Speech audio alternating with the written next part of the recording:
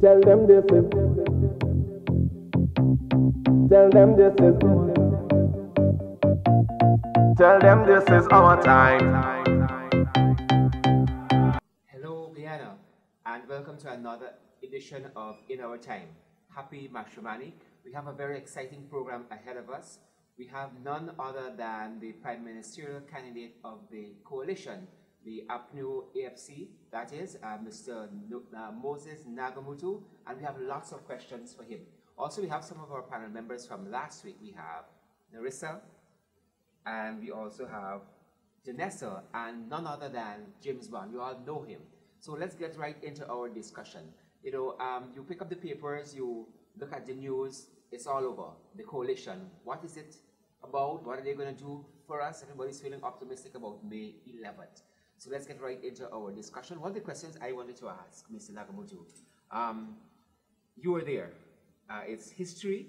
I think it's only twice in our history we've had a coalition of this nature in our politics. Two were post-election. I think this is the only pre-election. And so I wanted to know what was the moment like when the AFC and when you yourself knew that we were going to do this thing. We were going to come together.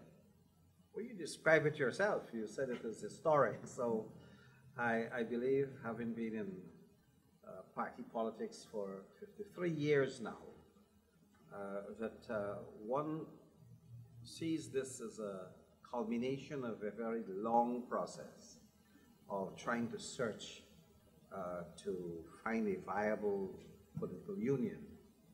And I believe that it has eluded us in a major way since 1955, when there was a split in what had afterward become the GPP and the PNC.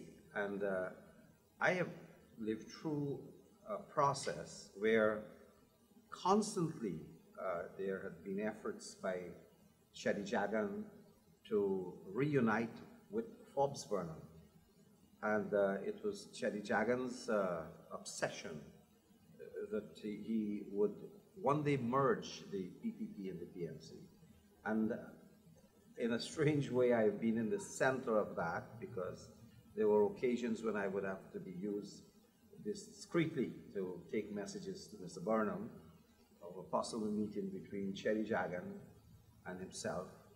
And even just today I read in the newspaper where someone reminded me in a letter that in the 80s I actually was alone in a battle fighting for this conversation between Cherry and Burnham, and those were the last efforts when we had secret talks before Mr. Forbes Burnham died. Those talks were ongoing, but they died with him. So in a sense, when I saw the dialogue between AFC and APNU, it brings back those memories that we haven't totally lost what we strove for in the past. We simply resurrected the longing, we resurrected the need, and perhaps the urgency that we should have national unity now, because our country is in danger. We're in danger of a dwindling minority that is corrupt, that is arrogant, and that has plundered the resources of this country, both financial and natural. And you need to have a rescue team. And I see the AFC and APNU combination as a coming together, not only as a fulfillment of history, that you could have a unity of this sort, but also as producing an effective team to take this country back from the verge of destruction. Excellent. Another question I wanted to ask is, I know on the side of the AFC, you had some people who were a little disgruntled about the union. Some things might have been said in the past about merging. What do you say to those people who might feel it might not have been the best thing? Well, I can only say that it would have been worse either way, if you had the PPP re-elected under Ramotar for another term, you would have had a reduced minority government. The PPP would probably have come in with 35% of the vote in a three-way race, and 65% of this population would have been locked out, excluded from any say in the governance of the country.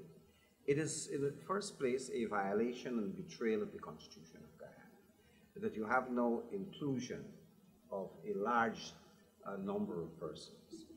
And on the other hand, if you re-elect Ramotar with a 35% government, you place this country at risk of having perhaps an escalation of the political crisis, an escalation of the constitutional crisis, an implosion among our people who cannot accept that 35% or 36% of can take 100% of the power.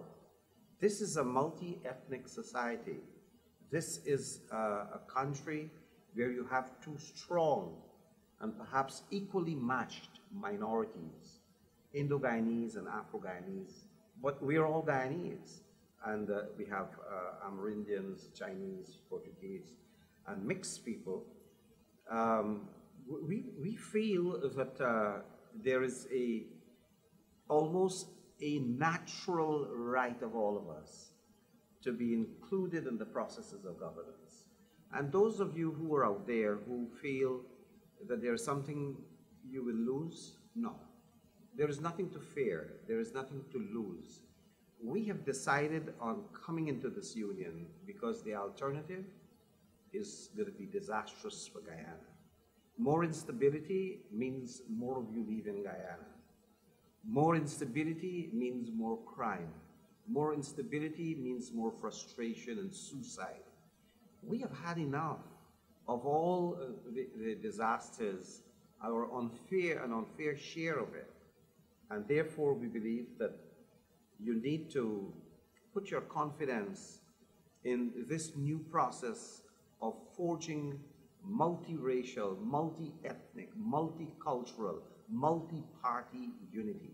Guyana needs it. Without that, Guyana dies. And so I want to tell you that you have to look your children in the eyes on election day and tell yourself you're not doing this for yourself. You're doing this for them, because the future belongs to the young people, our children, our grandchildren. And therefore, I believe that those people who are fearful, they are harking back to the fears that have been implanted in us by the colonials. It was the colonial powers that divided us in order to rule us. And if we employ the tools of the colonialists to continue to divide our people, we are no better than the colonialists. Those today who are preaching racism, and I will be very blunt in this, because I go down at the bottom, the PPP has gone in a very negative, a very backward, very reactionary way to talk about AFC selling out to the black man. We find this very repulsive. Our Constitution forbids the advocacy of racism. Our laws says you can't use race hate in your language, hate speeches. But yet you find it goes on unabated, because the PPP knows right now that under Jagdeo and Ramotar, they have alienated the Indian support that the party had enjoyed. They have alienated the best leaders of the party. They have alienated the sugar workers and almost destroyed the sugar industry. They are running the rice industry in such a way that it hurts rice farmers who cannot get paid for their own paddy, and they're not getting the price they deserve. They have done enough to antagonize fishermen who are plundered and attacked by pirates. There is no protection of the Indo-Guyanese base in Berbice and Essequibo and LC against banditry. Mr. Clement Rohi and the PPP sat there on their hands and cannot offer security and protection to the Guyanese people. Which brings me to my and therefore, there is no need. So why should their people be fearful of something that is new, something that is dynamic, something that is going to bring protection, something that is going to bring prosperity to the country? I know the campaign gets underway on March 4th. I wanted to ask you, what are some of the programs that you're going to be rolling out and engaging the population? So I know you've already started to preempt some of that. What are some of the programs we are going to be hearing about? All right. Now, the first thing that you need to deal with in Guyana is that you need a complete overhaul of the economic policies of the country. It lacks vision, it lacks planning. We see the laissez-faire, ad hoc, what I call fly-by-night projects being sold as macro projects, and we don't see how all of this will benefit Guyanese. We need to look at how to create jobs. And so the alliance or the coalition is going to roll out a plan, a 100-day plan to create jobs, to put our young people to work, to make them feel that this country belongs to them all, that their alternative is not escapism, running out of Guyana, or going into drugs, alcohol, or prostitution. We need to have these plans rolled out that will make the economy work. The specific of those plans will come out into our joint manifesto, the coalition's manifesto, and details would be discussed as we go along. But for me, the first thing is to be able to put the economy on a sound footing, because I don't see this adhocracy helping anyone. That the government can say, oh, we went to Jamaica and we saw a Chinese or a group of Chinese with a suitcase of money, and we decided to take a loan to build what? A new airport. They haven't studied whether you needed a new airport. Yes, we need a new extended airstrip, the tarmac, but certainly not a new airport. And that's their justification for having that. Oh, they just felt they needed a hospital for tourism.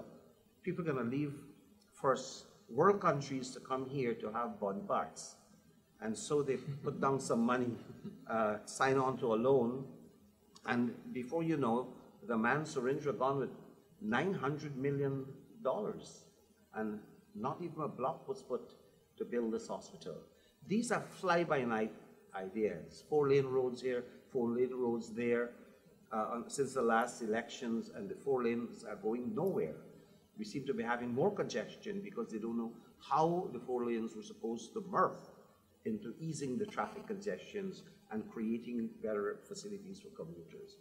So we don't need these fly-by-night adhocracy. We need sound programs that are going to create jobs that will ease the social problems of our people, and at the same time would stimulate production. The emphasis has to be on the productive sector. Excellent. I call him Uncle Moses, and been to his home a couple of times as well. Uncle Moses, I think you can remember when I came and visited you just after you resigned the PPP, and we were having your mutton curry, and we spoke then. Perfect timing. We spoke then about the same coalition, the idea of coalition. I want to really find out your heart, because having studied together, I know you firsthand, you're a working class man. Working classes in the sense that you look out for the ordinary man above all things. I know that firsthand. But to young people, how much of an investment, how much of a buy-in is you're going to use your influence and power to ensure that young people come on board this coalition, not just as window dressers.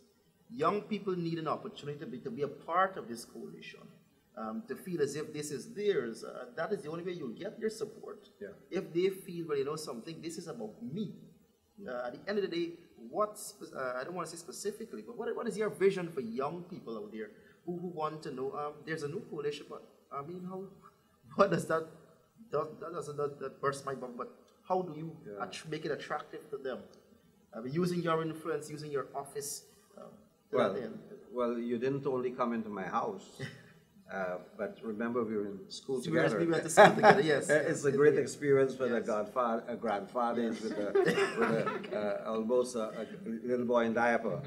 We were in law school together. Yes, yes. So we shared time in Trinidad, and we even socialized. But the issue, James, is that it perhaps would do me good to recount very quickly and very briefly that I grew up as a young boy in the Lutheran Church. I became one of the fiercest debaters in the Luther League. And many years after, I debated against Corbyn, and I think Jonas in the Patrick Dargan debate. Well, don't ask who won. And so my grounding has been among young people. And then I started to teach when I was hardly 16. I was teaching in a high school, so my students were even older than I was. Then I founded a high school in West Berbice, lived there for a while, and came down to Georgetown. But the question is, when I came to Georgetown, I joined the Progressive Youth Organization. I was in the PYO, and very quickly, I became head of the student movement that was aligned to the PYO, and eventually the vice chairman of the PYO. So I have a lot of experience working with young people. And as a young person growing up, I shared some of the ideals of youth. And those ideals have never escaped me. And growing up, people would refer to me as the Guyana Che Guevara, because I embrace some radical and yet very liberal concept. So for me, relating to youth issues, gender issues, sexual orientation, youth obsession about a secure place in society, I believe is that these are some of the things that I, being older now, I still can bring into the new house, our common house, the house that I will refer to as the Alliance home or the Unity home, but it is a house that tells young people that we want you to be patriotic. We want you to love your country. We want you to be committed to your country. We want you to know that there are leaders in this new movement who realize that you have been alienated, you have been chased out, you have been left on the street corners, to say that. So that there is a investment in young people. James is one of the young leaders in the parliament. I've seen many young leaders in the parliament, even on the side of the Alliance for Change. Trevor Williams is head of the Youth for Change, and he is a member of parliament, a very young person. So, yes, in this new coalition, the idea is that this is a transition movement. This movement has an enormous job, more than winning an election. It has an enormous job to attract young people, to let them know that this is your platform, that the leaders that you may see here today are the ones who are there to just hand you over the baton. You got to run with it. We're going to hand you the torch. You have to take it and keep the flame alive. And so I see in David Granger, who has come out of the army, where there's a lot of discipline, there's a lot of demand for training, for commitment, for bravery, for the characteristics that youth find appealing. Why do you think so many young people join the army, or they join youth movement that would want to go and volunteer among other peoples in rural areas and so in different countries is because young people are by nature adventurous. Young people are by nature attuned to doing things that conservative older people don't want to do. So that when you see a David Granger who has come out of the National Service, who had had experience of doing innovative things, have an experience of creating skills for young people. I've been to Tumatumari, I've been to Conawaruk, I've seen some of the camps that were there before, National Service camps, and young people were provided vocational training that they could have used skills, which is badly needed because in Guyana today, we don't find people going to school to do welding, plumbing. If they did, they don't have any encouragement that you should create small factories to employ them there. So young people will have to come on board now. They can't say, we'll wait to see how things go. They can't wait to see May 11 and hope to see the result and then they will come on board. They are the driving force of change. They're 65% of the electorate. And if you don't do it, no one else will do it for you. We're just the transition leader. And I'm there to work side by side with Brigadier General retired David Granger, with my team, and we are there to be able to open the way. Proverbially, I'm the Moses. Perhaps I'm only going to see the promised land. Maybe I won't enter it. But at least I know, I have an idea what that promised land is all about. And that promised land is a promised land that we must give to our young people. I am excited about the future for my country. I'm happy to see that we can set aside our differences, set aside the past, and work together for a better Guyana. Let's move forward together. I am excited about the future for my country.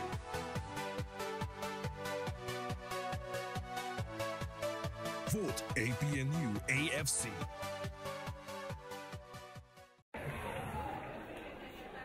Thank you, Madam Chairperson, for that kind introduction. Minister of Education, Acting, and Minister of Culture, Youth and Sport, Permanent Secretary in the Ministry of Education, Principal of the Sherwood Potter College of Education, Vice Principal, Chief Education Officer, Chief Planning Officer, Ministry of Education, Chairman of the Board of the Sherwood Potter College of Education, President of the Guyana Teachers Union, members of staff of the Sherwood Potter College of Education, and most of all, the graduates today, all 862 of you, relatives and friends, of course, the police band, MS, the Guyana Police Band, unless they have a medal of service, you know. Members of the media, today I'm very honored to have been invited by the Sherwood Potter College of Education to address you, and I'm happy to have accepted. Let me start by wishing all of you a happy Christmas. This is the best Christmas present you can get, I'm sure. Graduates, Guyana has changed significantly since Robert Cyril Gladstone Potter graduated with a Class 1 Teacher's Certificate from the Mico Training College in Jamaica. The Mico College is the oldest and most prestigious teacher training college in the entire Western Hemisphere, and Cyril Potter was one of the most outstanding graduates of that class in 1920. Cyril Potter excelled in his studies and sports at the Mico College, just as he had done at Queen's College, where he won several academic prizes and was a first-class athlete, first-class cricketer, first-class footballer. Cyril Potter returned home to teach at his alma mater and elsewhere. He was later appointed principal of the Government Training College for Teachers, which was renamed the Cyril Potter College of Education in 1976, the 100th anniversary of compulsory primary education in Guyana. Cyril Potter was a patriot. He was talented. He was versatile. He composed the music for Guyana's national anthem. He composed all the patriotic songs, My Guyana El Dorado, A Song of Hope, and Way Down Demerara. It would be difficult to find a more worthy person in whose honor the Teachers Training College could have been named. Cyril Potter would have sat, like you, as a young graduate at the Teachers College 92 years ago, dressed in these medieval gowns, which some of you never wore before, and you probably will never wear again. Cyril Potter, like you, was participating in an ancient academic rite of passage. This quaint garb that you're wearing, this elaborate convocation, these fancy certificates, this happy assembly of family, of friends, of dignitaries, they are all not an annual amusement. They are serious matters. They signify public recognition of your assumption of wider responsibility. They signify your transition to a higher level of authority. They signify your acceptance of a heavier burden of duty. This ceremony is also a celebration of your accession to membership of an elite educational club. It represents the completion of a regime of rigorous study. It marks your declaration of the aspiration to accomplish the mission of this institution, which is to provide the formal education system with academically qualified and professionally trained teachers at the nursery, primary, and secondary levels. Guyana today is a country of bright prospects. Them, this is our time. I'll give our ladies a chance to jump into discussion. My question, we have many young persons right now who are not too enthusiastic about voting, because as far as they're concerned is that even if the APNU and the AFC, the coalition wins, nothing will change for them. What can you tell them today? What can you say to encourage them to help to change their mind? The years of neglect of young people have created a blur in their vision. If they have been bludgeoned for such a long time, James and I were lawyers, and the first thing I noticed going to court, the first case probably I was doing at Leonora, a young man was found with a little piece, I think they said it was a pen, and they considered it, the police considered it a smoking utensil. And I jumped up and I said, I'm going to defend this young person. And the magistrate told me, no, you don't do it this way. So I said, well, what way do you do this? And so I was more concerned that this young man was going to be sentenced to 1 year in jail for something that I saw it looks like a pen, because he can't defend himself. Now, I'm using this that had I not intervened and talk about community service and the need to reform young people, then what is the alternative? Is to go to jail. So I'm in court and I'm seeing every day young people going to jail because they have a piece of weed or something, because the laws are not implemented in such a way that it sees young people as an object of reformation, an object of rehabilitation. They see them as object of condemnation and destruction. So we send them to jail and we make them worse than they come out. Our laws would provide, the Section 71, I believe, of our Narcotics Act, provide that even when you sentence someone for a small quantity of the herb, that you monitor the rehabilitation process, and if you're satisfied with the medical certificate that person is rehabilitated, then the sentence is commuted. But none of that is happening in Guyana. So I'm giving that as an example where the society has come down very harshly on young people. And that's why you find so many of them are on the other side of the law. So they're rebelling. They feel that nobody understands their dilemma.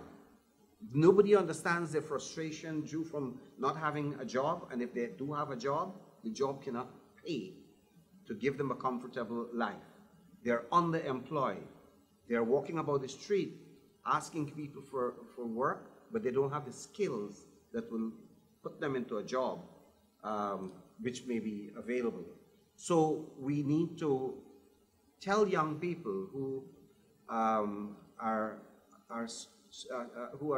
in this state of hopelessness that you don't put yourself beyond the pale, outside the boundary. You come inside the boundary if you want to play.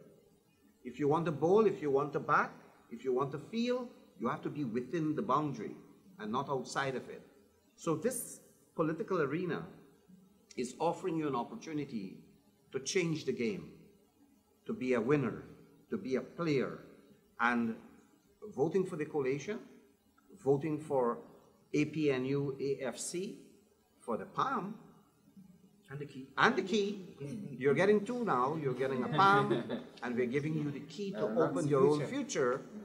It's in your own hand. It's in your own hand. You're the ones who are going to become the agent for change. So don't be consumed by your frustration and sense of hopelessness. Convert that into action and purposefulness. Excellent. Okay, being a part of the education system, I'd like to know what are your plans or your party's plans on helping us? Well, the education sector is pivotal to transformation. You realize that today it's such a national disgrace that our young people should have been arguing and debating and competing as to the type and standard and quality of education, the content of it, whether we should have more IT, whether we should have more scientific input into our learning, more language, habla español, whether we should be speaking more Spanish, Portuguese, and because we need to interact with our neighbors. But today they're consumed as to whether the University of Guyana has a toilet, or sufficient toilets, or adequate seating facilities. It is primitive to want to talk about pushing our country forward if our people, young people in university, in colleges, are just battling daily against awful backward conditions. Now, the education system has to start from the bottom. You have to start with your community. As an old teacher, my wife was a lecturer at Teacher Training College where you graduated, and she's now retired. You have to start at the bottom to ensure that your community workers go house to house to find out how many people have their kids still at home. I've known of parents who can't afford to send their children to school, or they are working and they have to use the older child to look after the baby, and this is kept under the carpet.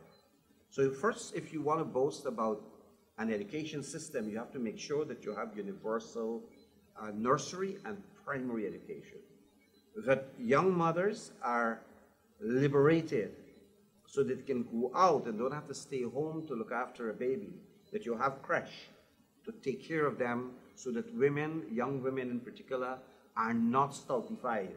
Their ability is not thwarted. They may want to go to a school. They may want to further their education, but because they have a child, they have to stay home. This is not the age where you rely on granny to take care of your babies. You have to do it yourself. You need to also so that level to go right up into secondary school, primary, secondary school, we have to make sure that we have not elitist education, where only those who have money to send their children to a high school or to private lessons are the ones that are coming out at the top of the grade. You have to make sure that the quality of education is egalitarian. The spread is even. And how do you have an even spread of education? You have to pay your teachers more. You have to give them an incentive so that they know that their full-time job is teaching, and they have to have time out to go and study. They have to have time out. Teachers must have time out to go and improve their learning and their learning skills, their teaching skills. We don't have a lot of that. Of course, I would like to see the new government concentrate on the fulfillment of the plan to bring fiber optic, to be able to have not only distribution of computers or notepads, but to be able to have fast and improved quality in communication. The connectivity has to be improved. And therefore the fiber optic, on which $3 million, which I understand the President's son is heading that project to bring it from Brazil. It has been stillborn.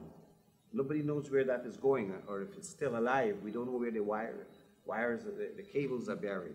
So you need to talk about IT in a meaningful way. You need to develop centers where you can assemble computers, where you can create computers applications. You could teach people to do that here. You could have schools, special learning. There are many kids who can take part in the special skills to write stories for internet, to write stories for television, to produce television programs, documentaries.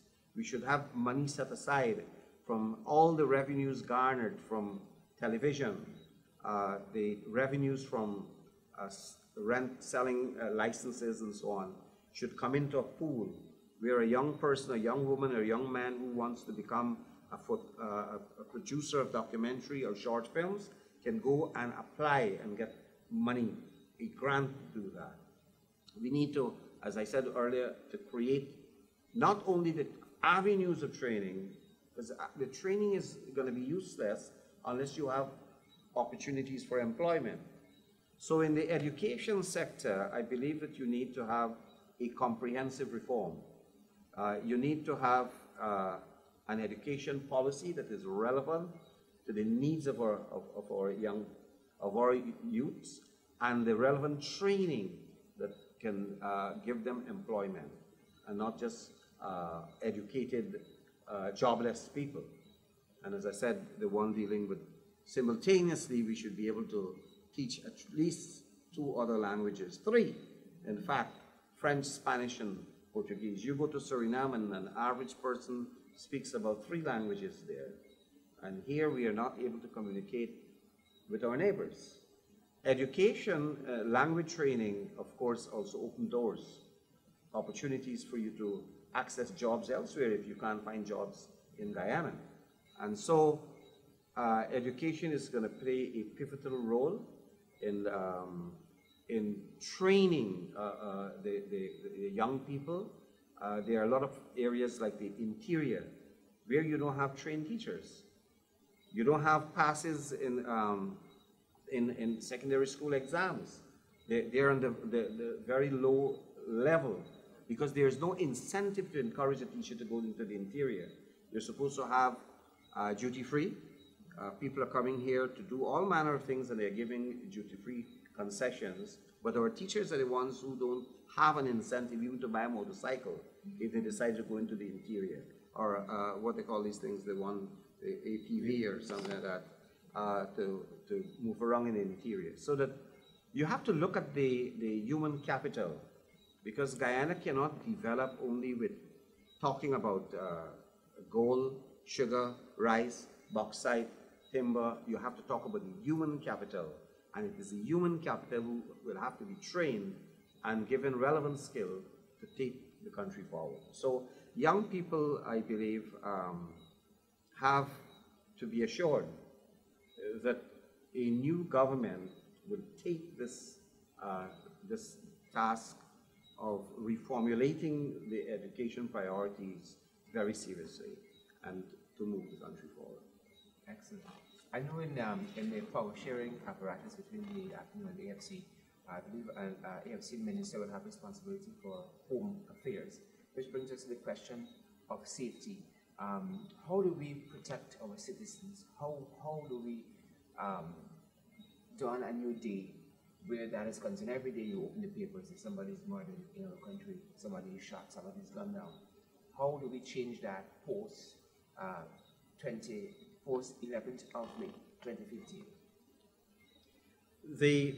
The crime scenario in Guyana is a very complex situation.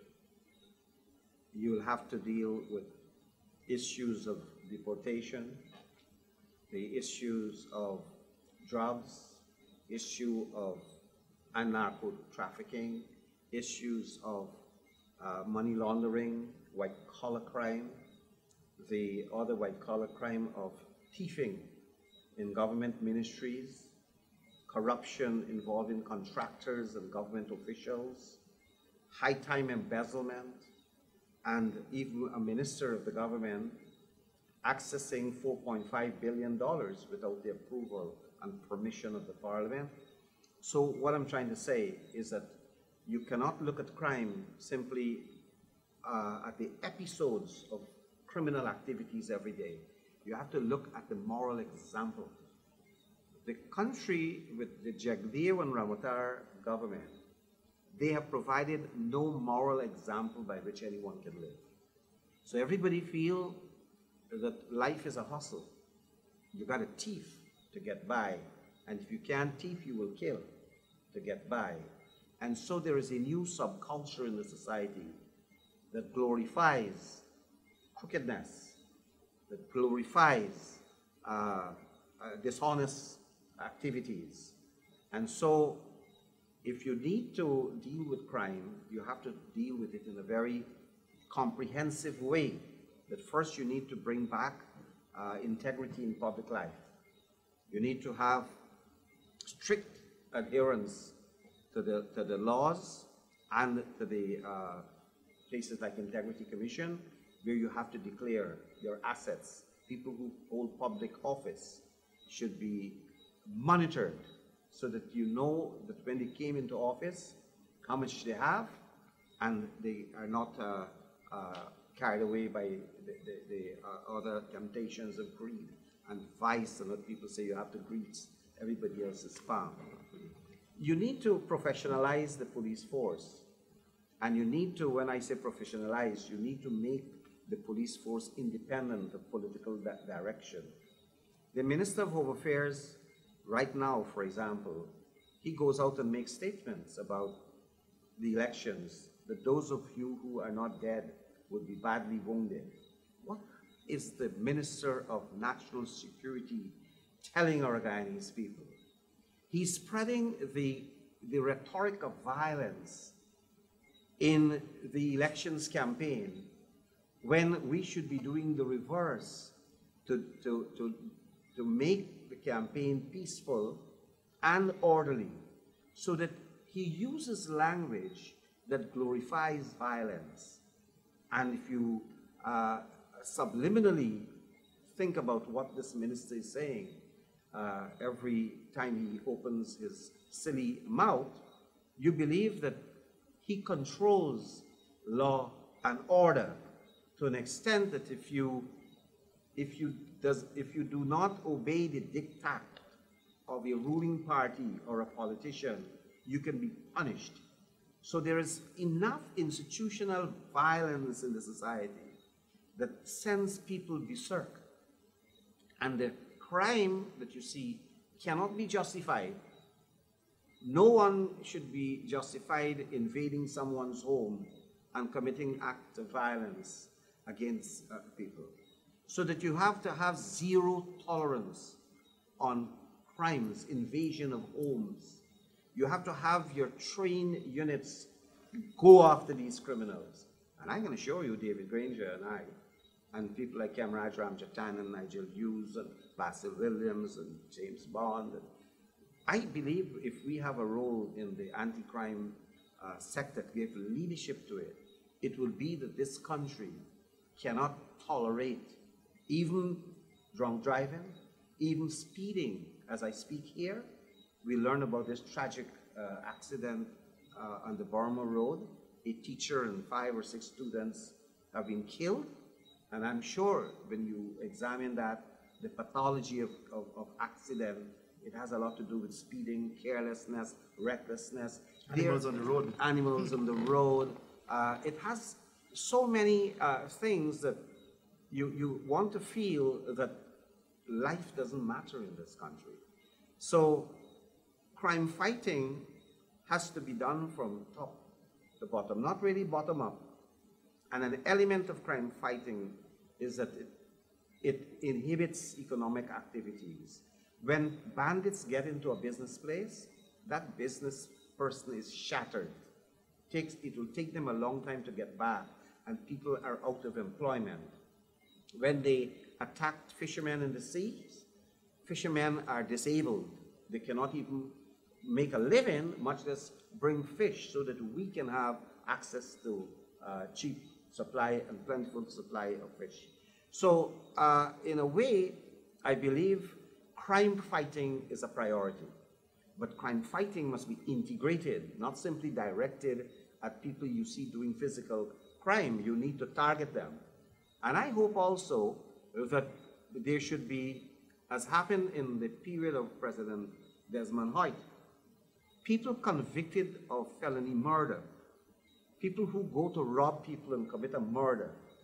I may have a position and they're sentenced by a court to be hanged. I wouldn't disappoint the judge who sentenced that person. And neither would I disappoint the society who had been aggrieved by that act until we get rid of hanging as a penalty in Guyana. I would swing the rope.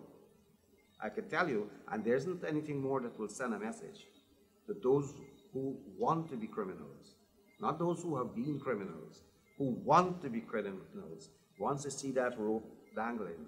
And I think that a new government will have to make sure that they deal seriously with this issue.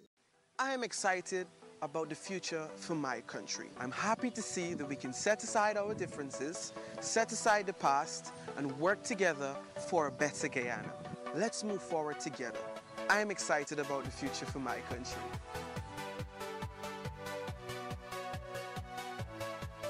Vote APNU AFC.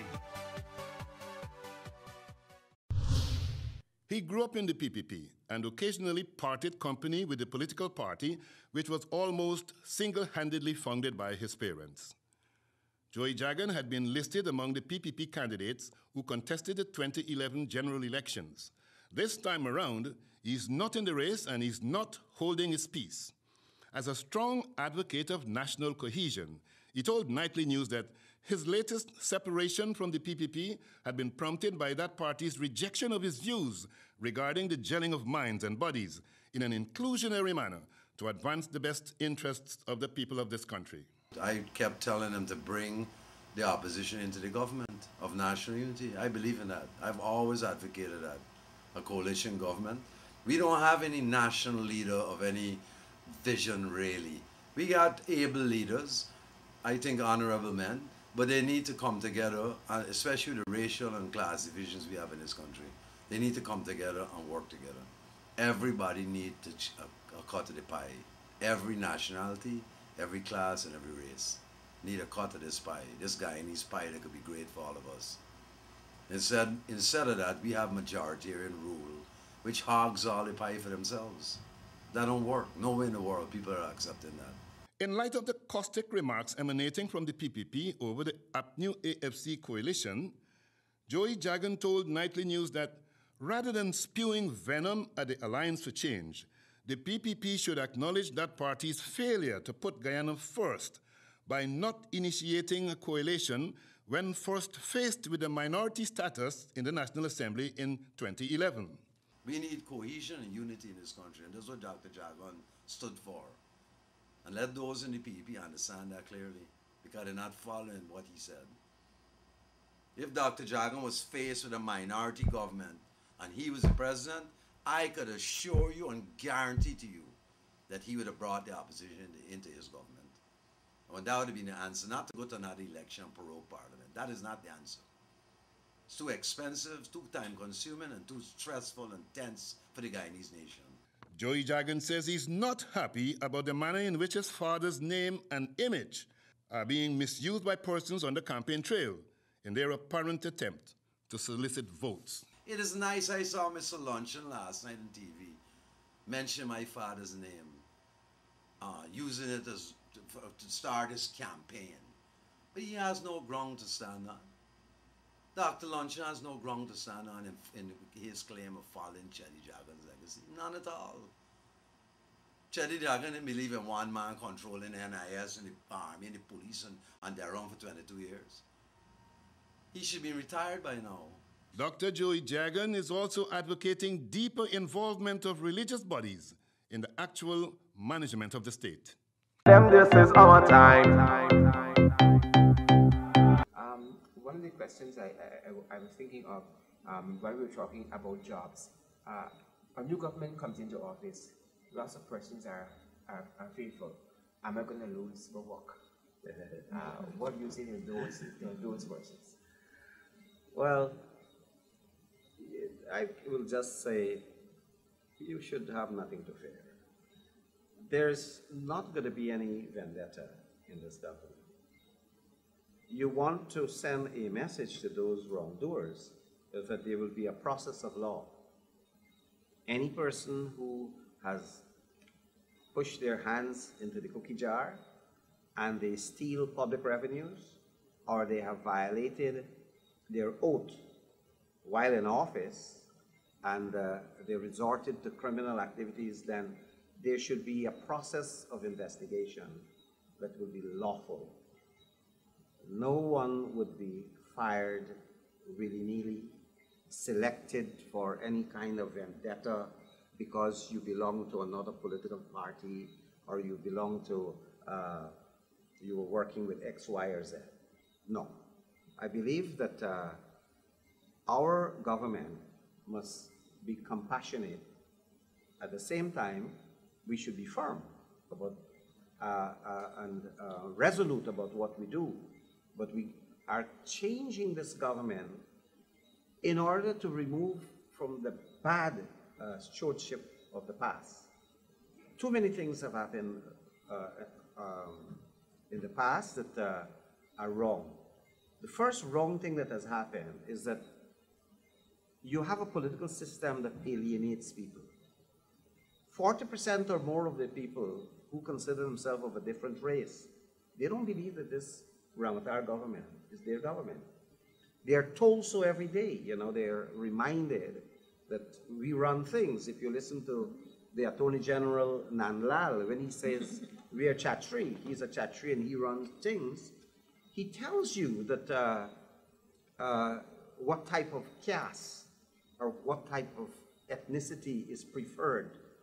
When he utters that someone is going and he's going to shoot up Glenn Lal's newspaper and staff, and what comes to do, he's sending a message that you have a violent government, that this state is intolerant of anyone who has a view or an opinion that is different from that of the ruling clique. So this state has become institutionalized, a state of violence and repression and alienation. We don't want to do that. We want to take a different path, and we want to say a soft word, turn it away, wrath. We cannot answer the anger of the PPP and Ramatar and Rohi with more anger. We have to soothe the wounds of this nation. We have to heal the wounds of the nation. And how do we do that?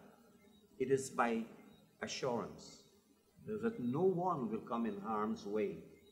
Because this government has to take on the responsibility to look after the flock.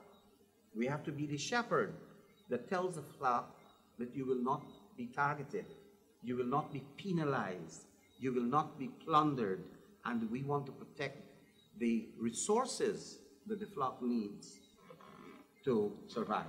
The resources of the state. So you don't want the Lumumbas and them to take away the land that belong to sugar workers. You don't want to give your friends forestry concessions that are not available to Guyanese. You don't want to give foreigners concessions in mining that are not available to local miners. We have to be able to hold the scale of justice and balance the scale of justice. And for us, if the scale is like this, it doesn't matter. That is justice. Because charity begins at home. If you appear to lean a little bit more on one side, it's because you love your people more than you love others. And that's the only way it will happen, that we have to go overboard. And James, this thing here is called the Valentine's Day Agreement. You call it the Commonsburg Agreement. But it's a Valentine's Agreement. And so from now on, we should inculcate in our young people, and Guyanese as a whole, that the war is over. The war is over. This is a time for love. This is a time to make up. This is a time. I was in Northern Ireland some years ago with the Speaker Trotman and some others. We were there in a country where they had sustained war for 50 years. Catholics and Protestants. People fight each other for dominance based on the religious persuasion and which religious sect you belong to. And we went there and bombs were going off and people had been fighting each other in guerrilla warfare. The Sinn Féin was an armed group and we were invited to see what was called the Good Friday Agreement, the implementation of the Good Friday Agreement, where the guerrillas came into the government. And we met the leaders like the guy, Jerry Adams and McGuinness, who were considered to be terrorists yesterday, but today they are Minister of Education, Minister of Security, and they all tried to make the agreement work. So in Guyana, we have a Valentine's Day agreement to remind people that it is possible that we could put our past behind us and we could love each other. The past is blocking our way to the future. The past is the rear view mirror of our vehicle that gets us to watch at it all the time and we don't know where we're going because we're too obsessed with what is behind us. The past is like Macbeth's wife, wants vengeance for those who killed the king. We can't always look for vengeance. We can't always look and allow the past to intrude into the present or in the future. We have to free that up. And so I believe that when you deal with people who are fearful, we have to hold up assurance, very clear assurance that I'm holding up tonight, that no one would be judged because of your political affiliation. No one will be judged because of what you might have done legally in the course of your employment. Because many people are forced to do things they otherwise wouldn't want to do. And they are saying they're doing it because of the political directorate. And I say this even more and emphasize what Brigadier General retired David Crane just said when we first announced the Valentine's Day Agreement. He said that if it was wrong now for 42% to lock out 58%, it will be equally wrong if when we come into the government, we tend to, and we form the majority in the government, that we lock out the opposition. So our first hand of friendship would be extended to the PPP. We believe that the members of the PPP perhaps will vote in accordance with their conscience as best as they could, but we still recognize that the PPP will not disappear. So we'll extend an olive branch and hands of friendship that we want to work with you because we have a common mission. we have a common purpose, and life goes on after the elections. And we also want to make sure that there is cooperation between opposition and government, and consultation. And we will go even further. We're going to open a window. We will open a window for the PPP if it wants to join us in the government of national unity. That's excellent. We'll open a window, but as you know, if you open the window for oxygen and fresh air, you get a couple of mosquitoes and flies. So we have to, in opening the window, we have to be careful that we keep the flies and the mosquitoes. Let me ask a question about the flies and mosquitoes. When we look at a country like Trinidad, 50 minutes plane ride from here, you spoke about swinging the noose earlier on. The Trinidadian Prime Minister swings the noose, holding our ministers accountable. She has a very high standard for credibility and character. The question I wanted to ask, we've seen so many infractions with our public servants, our top public servants. So let's say 1 month into office, you get a phone call, you're the Prime Minister, and you get a phone call from the top cop who says that one of your ministers has just jumped a red light, and red light test says the minister has been drinking, is inebriated. What is your response?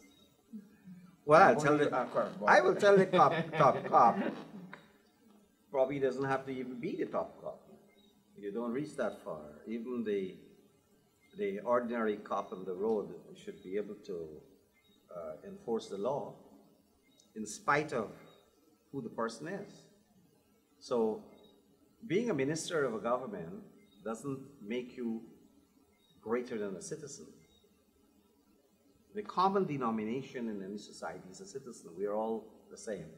And the law cannot be for some and not for others. And therefore, I would expect that there should be strict compliance with the law from top to bottom. And saying that also doesn't simply mean that you're holding your ministers and government officials to a higher standard. What we're trying to say is that they should feel that if they didn't set the example, others are going to flout the law with impunity. So a minister knows he can't drink and drive, or a minister knows he can't speed, then don't do those things. Look, we have to lead by example. It's a small country. And I said before that you need to have those examples younger people can live by. When I was in the government, I recall the very first few months after we got into the government, I was a minister, I was a senior minister, and my colleagues were quarreling about salary. And I took the position that I will not accept an increase in salary as a minister until nurses and teachers were paid more. It was a position that Chelly Jagan agreed with me then, and we set up a committee to investigate. Jeffrey Thomas was a minister, and Sheikh Baksh was a minister. The president appointed the two of them to examine the budget to see if there was more money that could pay. One minister told me, watched me contemptuously and said, "You don't like money or what?" So, well, you don't give it to the Dharamsala. You know, and those are the examples. I have never gone out of the country and traveled first class ticket to be paid by the state. I've never been into a five-star hotel. In fact, probably never in a hotel. When I travel abroad, I stay at relatives because I don't want the state to pay. When I became a minister, I didn't leave my house. I stayed and lived in my own house. I see many of my colleagues try to find fancy places and I never had an air-conditioned unit for many years, even as a minister. Not even as a minister, when I was a minister. So there are things that you do when you're in public life that you have to set the example. And I'm not saying that a minister should suffer because he chose to be a minister. No. If you need a decent salary to live, don't bring down the salary because you force the minister to take bribe. You will keep them in a position where they are insensitivized and where they have a kind of an impetus to work, but you don't make them suffer because you're a minister. The president of Uruguay, for example, he wears slippers. Still has an old car. He has an old car. He used to ride a bicycle to work. He takes his Worst salary. president. He takes his salary and he give it to the poor.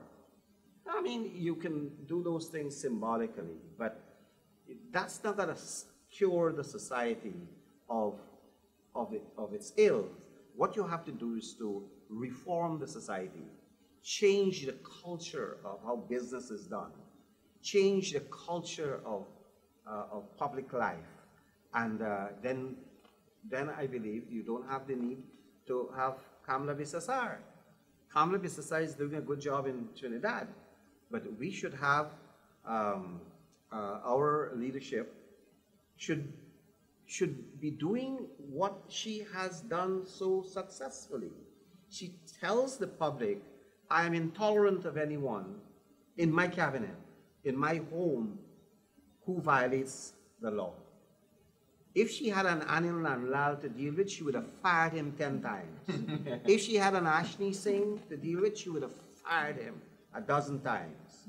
If she had several of those miscreant ministers who commit blunders and are inefficient, like Clement Rohi as Minister of Home Affairs, she would have fired him several times again. So the question is that you don't need to look what others are doing outside. You have to look at what standard you expect. And if my leader, my president, is wallowing in a cesspool of inefficiency, incompetence, and mediocrity, then that doesn't reflect on these ministers. It reflects on my leader, because that's the standard that he finds comfortable. Excellent. James, you had a question? Mr. Nagamootoo, we have to confront, and you dealt with it briefly, but we have to confront racism in this country. I know APNU, AFC have stated publicly that one of the issues that they will deal with, some of the issues are constitutional reform, the finance legislation, good governance, youth. They've made some focus on that. But what importantly they've also set out is that they will focus on national reconciliation. For one part, I believe that this coalition, this alliance, is the genesis of a new movement of racial integration. But we must first confront racism, as APNU and AFC have said. We will deal with national unity and national reconstruction, reconciliation. What are your views on racism now, and whether we know it poses a challenge, but how much of a challenge does it pose to the APNU AFC coalition? Racism of itself. James, racism is a disease. It's a social disease. It's in our society, it is not evident in the street corners where people have normal daily intercourse. It is something that is exploited. It is something that you use for mobilization. It is something that you use for identity. So that we have to start dealing with the issue of racism at the level of the political leadership, that they must not resort to appeal to racism. Racism is just the base instinct. It's when you fall out of any other reaction to something, you go to the very last level of your human reaction and you find some comfort in ethnicity. So you clothe yourself in who you are and you find that that's a defense mechanism. But it's not always offensive. There are people of different ethnicities who live comfortably, as we have lived, where when I grew up, I was a little boy selling fish in a basket on my head with my mother, and then sometime I will sit on the jackass cart and I will blow the shell to go into the African villages. And on Sundays I go with my exercise book and I will collect the money. So I had an experience where I will call, I know Auntie Mary, I know Uncle Joe, I know they're Afro-Guyanese.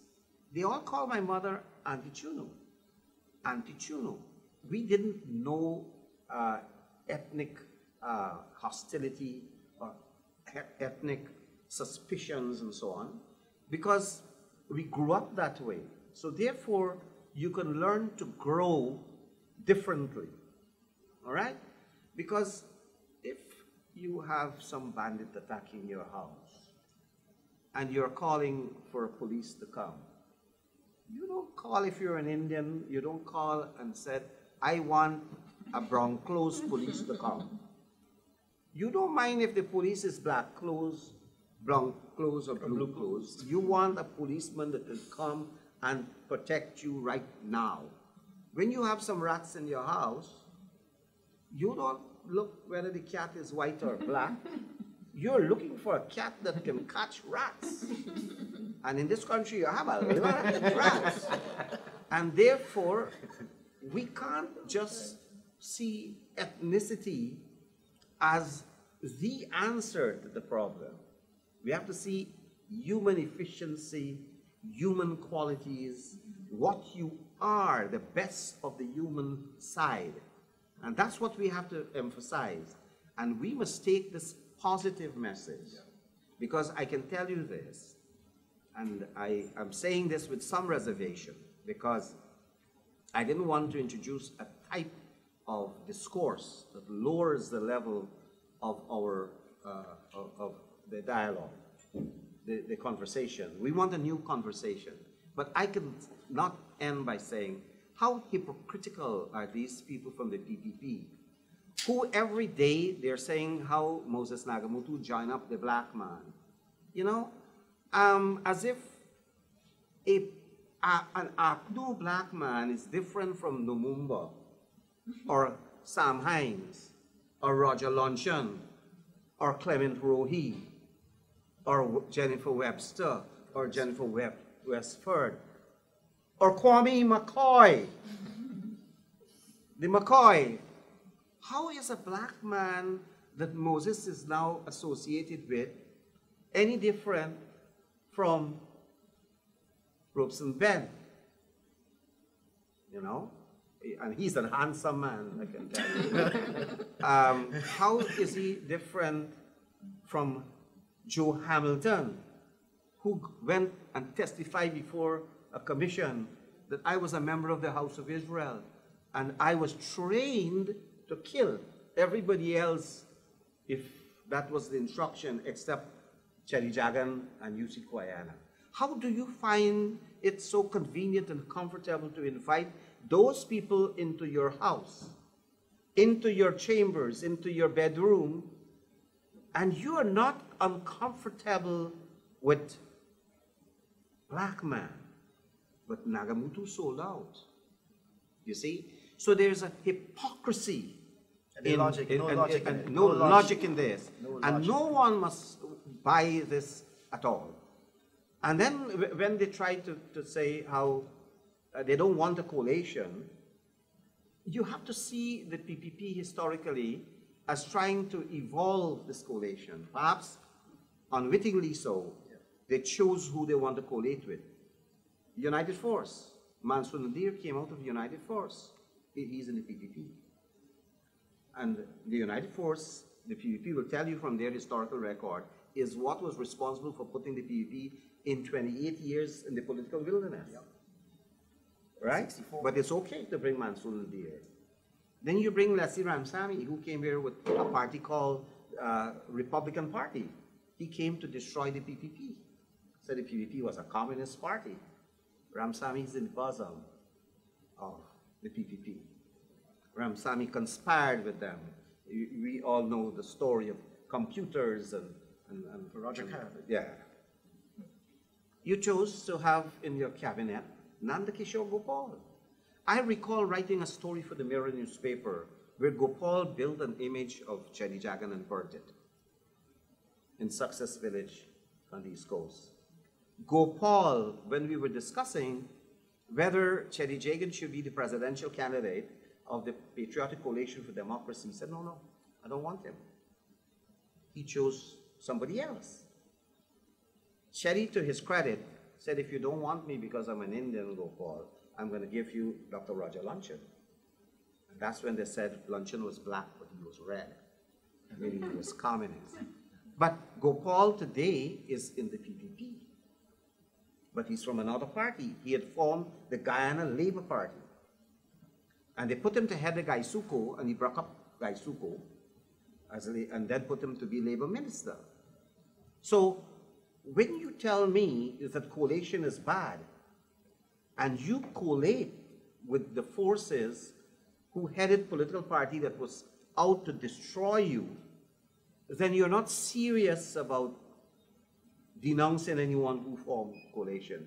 It is only because you collated with birds of a feather, with those you find that you could collate with, and you want to exclude others with who may probably have a higher standard.